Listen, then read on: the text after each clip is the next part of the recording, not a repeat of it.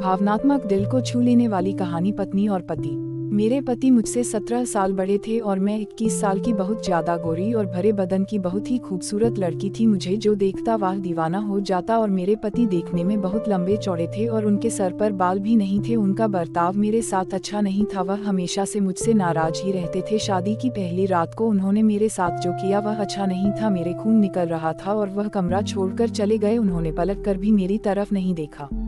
जी हाँ दोस्तों, यह बात उस समय की है जब मैं ग्रेजुएशन में पढ़ाई कर रही थी। मेरी बड़ी दीदी को लड़के वाले देखने आए थे। उन्होंने मेरी दीदी को पसंद कर लिया था और शादी फिक्स कर दी थी। मेरे माता पिता और हम लोग भी बहुत खुश थे इस शादी से। यह हमारे घर की पहली शादी थी। हम सब लोग बड़ी धूमधाम से शादी की तैयारियों में लगे हुए थे। आखिरकार शादी वाला दिन आ ही गया। घर पर बारात आ गई, मंडप में दूल्हा बैठ गया और लड़के वालों ने कहा जाकर दुल्हन को बुलाकर लाओ। हम सब लोग अपनी दीदी को बुलाने उनके कमरे में गया, लेकिन जब कमरा खोलकर देखा तो हम सब लोग हैरान रह गए।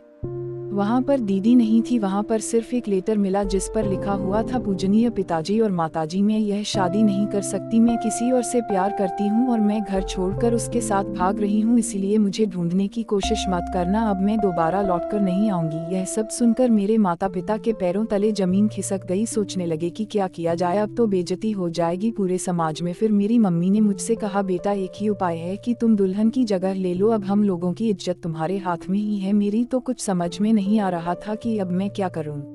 मैं मम्मी को ना भी नहीं कह सकती थी क्योंकि हम लोगों की इज्जत का सवाल था। इसलिए मैं दुल्हन के कपड़े पहनकर मंडप में बैठ गई और मैंने यह शादी कर लिया। मैं यही सोच रही थी कि जब दूल्हे को पता चलेगा तो क्या होगा। मैं घूंघट ओढ़कर अपने ससुराल में बैठी थी। रात को जब दूल्हा आया और उसने घूंघट उठाया तो पूछा, तुम तो उसकी छोटी बहन हो, तुम यहाँ क्या कर रही हो? जाओ तुम अपनी बड़ी बहन को बुलाओ। मैंने अपने पति को सब कुछ सच सच बता दिया। यह सुनने के बाद वह बहुत तेज गुस्सा हुआ और मेरे मुंह पर 2-3 थप्पड़ लगा दिया और मैं वहीं पर गिर गई। मेरे बहुत तेजी से खून निकलने लगा, लेकिन उसने मेरी तरफ ध्यान नहीं दिया और बहुत चिल्लाया और कमरा छोड़कर बाहर चला गया। मैं रात भर रोती रही और मैं कर भी क्या सकती थी। आखिरकार गलती हम लोगों की ही थी। ऐसा कई महीनों तक चलता रहा। उन्होंने कभी भी मुझे एक्सेप्ट नहीं किया। इसी कारण आज तक हम लोगों का कोई बच्चा भी नहीं है।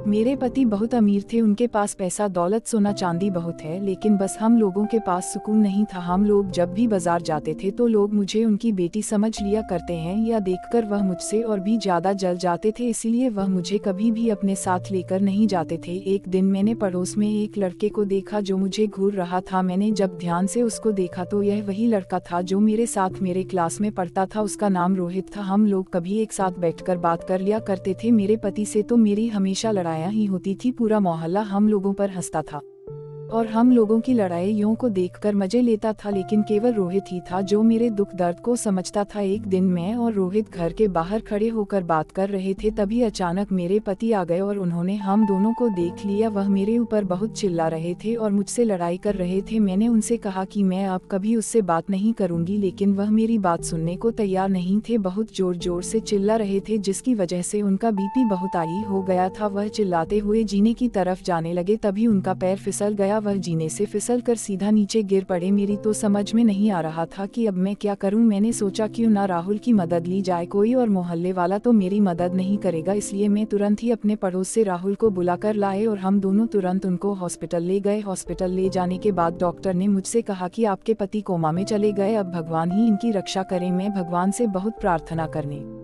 लगी इनको जल्दी से ठीक करना। मैंने और राहुल ने दिन रात उनकी सेवा की। मेरे पति को भी एहसास हो गया था कि इतना पैसा दौलत होने के बावजूद भी किसी ने उनका साथ नहीं दिया, सिर्फ राहुल और मेरी पत्नी ने मेरा इतना साथ दिया है। एक दिन डॉक्टर ने मुझे कॉल की और कहा, आपके पति होश में आ गए हैं, जल्दी आ जाए। मैं और राहुल जल्दी से हॉस्पिटल पहुंचे। मेरे पति ने मुझसे कहा कि अब मेरे पास ज्यादा समय नहीं है, यह लो बक्से की चाबी, तुम और राहुल आपस में शादी कर लेना। मैं अब इस दुनिया से जा रहा हूँ, तुम लोग हमेशा खुश रहना। या कहते ही वह इस दुनिया से चले गए।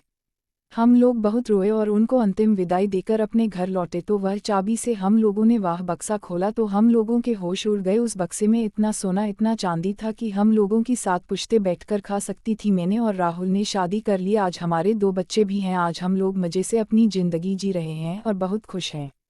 दोस्तों, अच्छे इंसान के साथ हमेशा अच्छा ही होता है। जिंदगी में आप सिर्फ भलाई करते रहिए, वह भलाई का फल आपको एक दिन जरूर मिलेगा। एक नई कहानी के साथ आपसे फिर मिलने जरूर आऊंगी। धन्यवाद दोस्तों।